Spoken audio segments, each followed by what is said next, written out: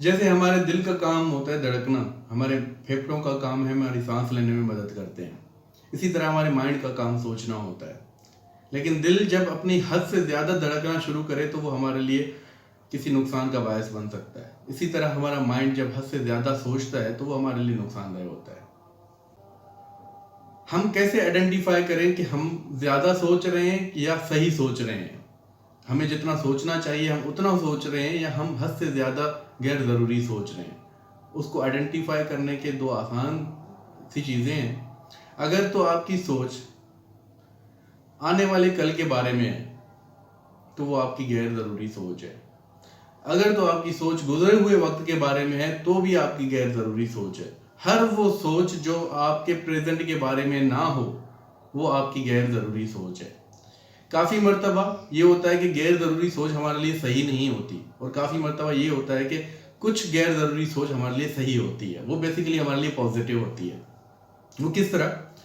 Suppose करते हैं कि मेरे अंदर कोई ऐसी सोच आ रही है जो कि कल मैंने कोई गलती की थी उसके बारे में है। अब मैं उसको चेंज नहीं कर सकता, लेकिन मैं बार बार उसके बारे में सोच रहा हूँ कि यार मैं इस तरह कर लेता तो सही था, मैं उस तरह कर लेता तो शायद सही हो जाता।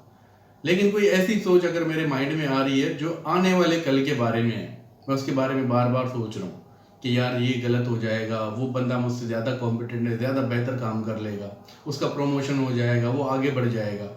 ये सोच गलत है, लेकिन इसको हम सही बना सकते हैं। इसको हम पॉजिटिव सोच इस तरह बना सकते हैं कि जो आने वाला कल है उसकी हम तैयारी कर लें। हम ज़्यादा सोचने की बजाय उस काम की तैयारी करें जिसमें हम कॉम्पीट कर सकते हैं। हम अपनी एनर्जी सोच में ज़ाया करने की बजाय उस काम में लगा दें और अपने आप को बेहतर प्रूव करें, तो ये जो सोच है हमारी पॉजिटिव बन सकती है। गैर ज़रूरी सोच से कैसे बचना है, उससे बचने के लिए कुछ आसान रास्ते मैं आपके साथ डिस्कस करूंगा। Take control of yourself. आपको जब लगे कि आप बहुत ज़्यादा सोच रहे हो, गैर ज़रूरी सोच रहे हो, तब आप अपने माइंड को, अपनी बातों को एनालाइज करो और सोचो कि ये जो सोच आपकी चल रही है ये सही है या गलत है।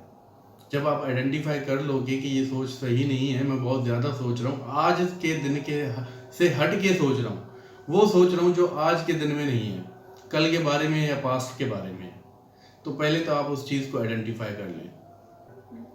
जब आपको आइडेंटिफाई हो जाए कि मैं बहुत ज़्यादा गैर ज़रूरी सोच रहा हूँ और पास्ट के बारे में सोच रहा हूँ, तो आप एक पेन पेपर उठा लें, अपनी पास्ट की सारी गलतियाँ लिख लें जिसके बारे में आप सोच रहे हो, और अपने आप पे एक एहसान कर लें कि अपने आप को माफ़ कर दें।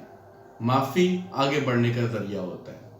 माफ़ी से आपका दिल खुश हो जाता है, आपका माइंड हल्का हो जाता है, रिलैक्स हो जाता है। जब तक आप अपने आप को अपनी गलतियों के लिए माफ़ नहीं करेंगे तब तक आप आगे नहीं बढ़ जाएंगे।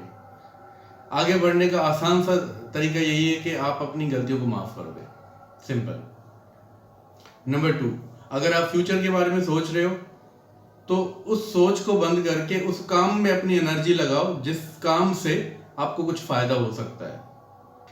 या कभी कभी हमारे जहन में ऐसी सोचें आती हैं जो हम चेंज नहीं कर पाते, हम जिसको रोक नहीं पाते होते, हम जिस पे कंट्रोल नहीं कर पाते होते, तो उससे बचने का आसान तरीका ये है कि अपने आप को डाइवर्ट कर लो, किसी एक्सरसाइज में, किसी मेडिटेशन में, किसी माइंडफुल एक्टिविटी में, कभी कहीं घूमने निकल जाएं, कभी किसी जिम में एक्सरसाइज करने निकल जाएं, कभी जो है इबादत में निकल जाएं। तो ये एक बहुत ही अच्छे रास्ते हैं जो कि आपकी सोच को कंट्रोल में ला सकते हैं। कोशिश करें ज़्यादा से ज़्यादा टाइम आप अपने आज में रहें। जब आप अपने आज में रहते हो तो आपको कल और आने वाले कल की फिक्र नहीं होती। आप अपने आज में जिएं, आज के दिन में जो हो रहा है उसको फील करें, महसूस करें, आज के दिन को जिएं। जब आप अपने आज के दिन को जीते हो तो आप खुश रहते हो, आप ओवर थिंकिंग से बच जाते हो। Thank you.